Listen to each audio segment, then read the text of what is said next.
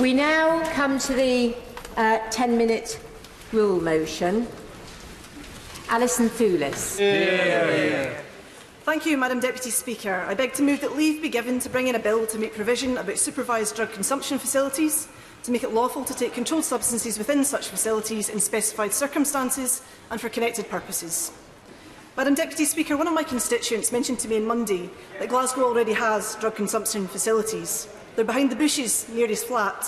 They're in his close when it rains. Right now they're also in bin shelters, on filthy waste ground and in lonely back lanes.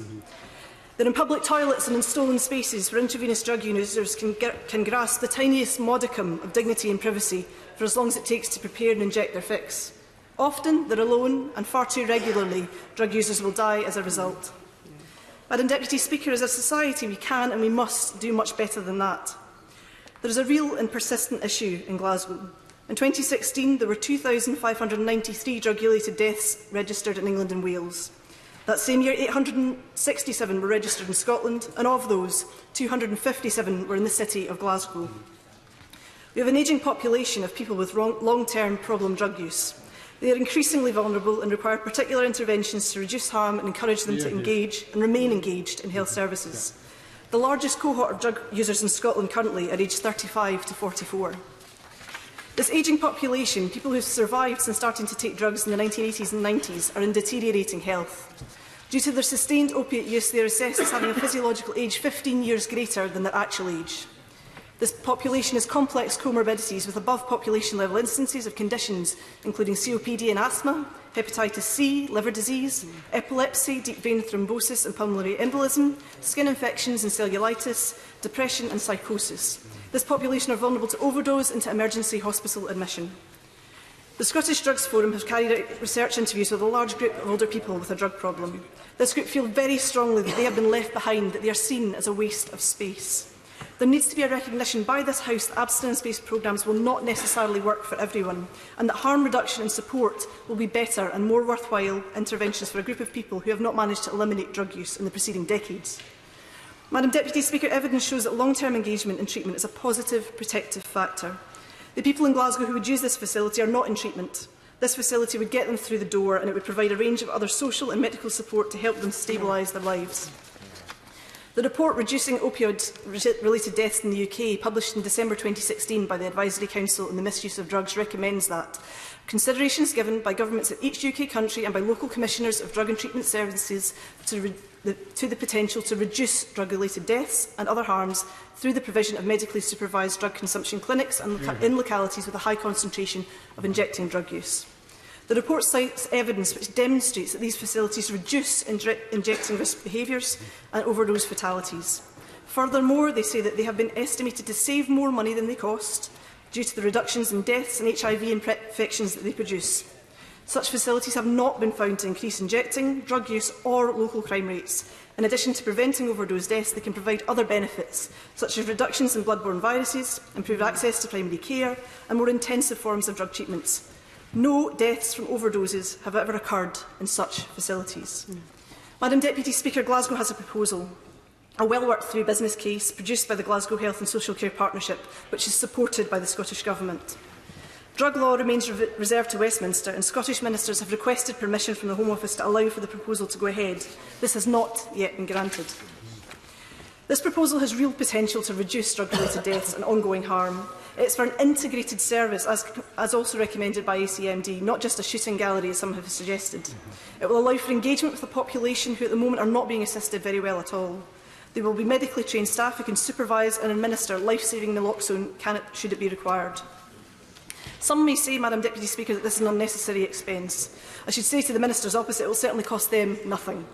For Glasgow, there is a significant cost in not doing this. There is a cost in treating the latest HIV outbreak, in treating Hep C and other conditions.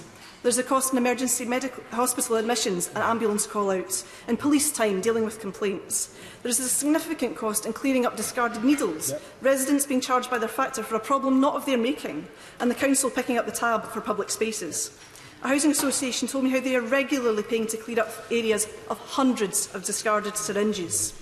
A constituent tweeted me today to say that there are syringes on her doorstep.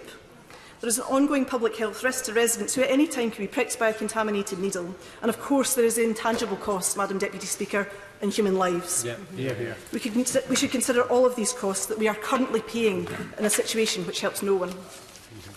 Heroin-assisted treatment has been mentioned as an alternative to a supervised drugs consumption regime, and I would like to touch on some of the limitations of this. The Glasgow proposal does include provision for heroin-assisted treatment, but I'd like to stress while this can be a treatment for those for whom many other interventions have failed, it is not suitable for everyone. There are also capacity and cost issues. Glasgow city centre is thought to have a population in the region of 500 injecting drug users.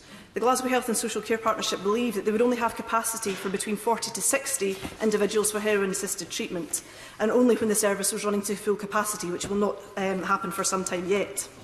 I understand that this service also requires 2 separate licences to operate: a premises licence, which is in the gift of the Home Office, and a prescriber's licence, dependent on the premises licence, for individual doctors directly linked to the site. It's not a simple process, but it has been developed very much alongside the proposal for a supervised drug consumption facility. Madam Deputy Speaker, to operate a supervised drug consumption facility requires the consent of the Home Office. Those operating, working in and using the facility require protection in law. Hence, my bill seeks to exempt staff and those using drugs within the facility from prosecution, and the removal of liability from prosecution to the operators of the facility, in this case the Glasgow Health and Social Care Partnership. Madam Deputy Speaker, the supporters of this bill come from a range of parties: Labour, Lib Dem, Plaid Cymru and even the Conservatives. In a letter I wrote to the Home Secretary earlier this year ahead of the Honourable Member for Inverclyde's debate, garnered similar cross-party support from MPs right across Scotland.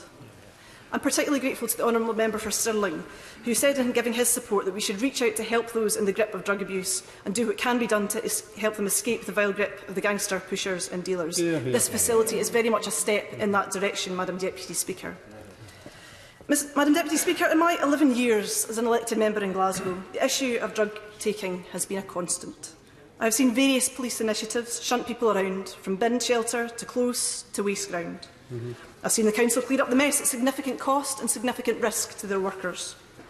I've seen residents at their wits' end, worried about what they will open the door to in the morning: blood, excrement and used syringes on their doorsteps regularly, daily.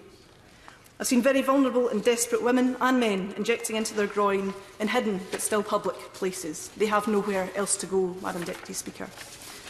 And I've listened to the heartbroken families who have lost loved ones. If it was their choice, they would not have their loved one die alone in a filthy back lane. They would want a medically supervised facility where treatment could be given and help could be sought. The status quo, Madam Deputy Speaker, serves none of these people well. I cannot accept that this is the best that we can do. It's unacceptable. We must try something different. I accept that it may not work, but we must at least try. Today, Madam Deputy Speaker, is International Ask a Question Day, and my question of the UK Government is this.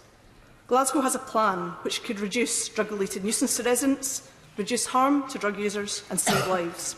Will the UK Government let Glasgow get on with the job? Madam Deputy Speaker, I commend this bill to the House. The question is that the Honourable Member have leave to bring in the bill. As many as are of that opinion say aye. Aye. Of the contrary, no. I think the ayes have it. The ayes have it. Who will prepare and bring in the bill?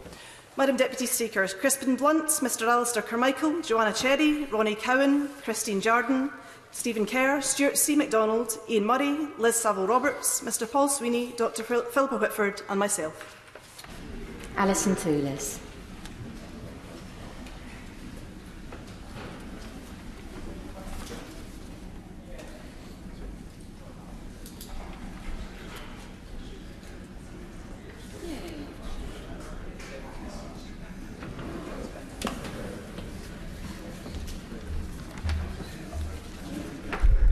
Supervised Drug Consumption Facilities Bill.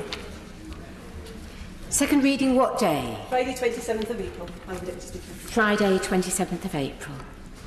Thank you.